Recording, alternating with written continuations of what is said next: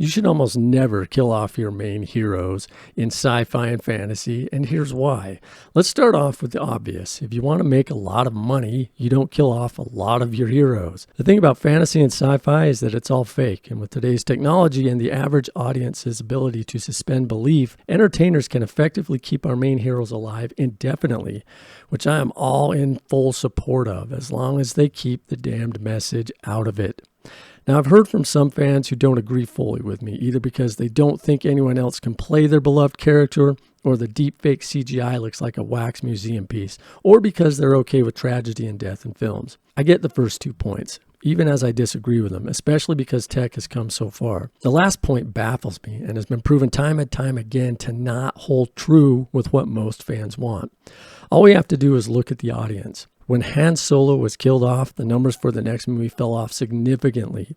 Then they killed off Luke Skywalker, and the numbers fell off even harder for the next film. On a side note, these characters' deaths did have something to do with the woke message, which made even more people leave. A quick peek into the memorabilia and toy sales for Star Wars rounds out all the financial evidence we need to make our point. But that is only the beginning of the tale.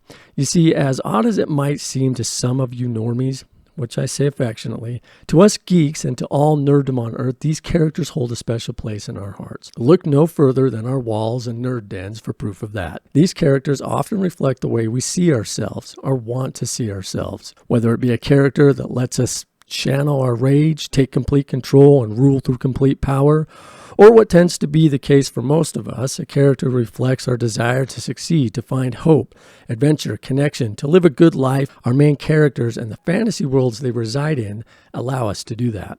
And let's not forget, it's just fun to imagine ourselves kicking ass with all the wildly imaginative powers and superpowers that our main characters have. But when you take that away by killing them off, it causes people to pull away, because guess what? It causes some pain. Ever see someone crying in a theater at a death scene or stomping out in rage and anger? Yeah, that's called emotion, and these beloved characters make us feel that. Taking them away usually only serves a few purposes. One is to subvert and destroy, to feed the ego-driven hubris of some Hollywood hack.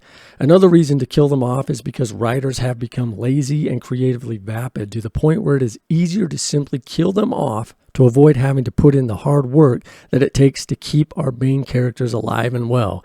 And every once in a great while, someone writes a well-meaning story that kills off a main character that still in the end ends up killing a franchise and causing some level of pain for these fans of that character.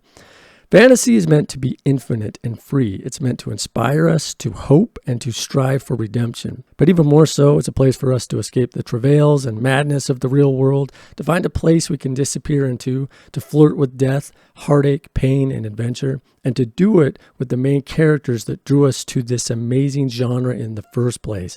This is where we escape to, where we belong. And if you take our main characters out of it, it ceases to be a realm of fantasy anymore and simply becomes a reflection of nihilism, hubris, egocentric storytelling, and ultimately ends up becoming everything we want to spend a few minutes, hours, or days being away from: the real world.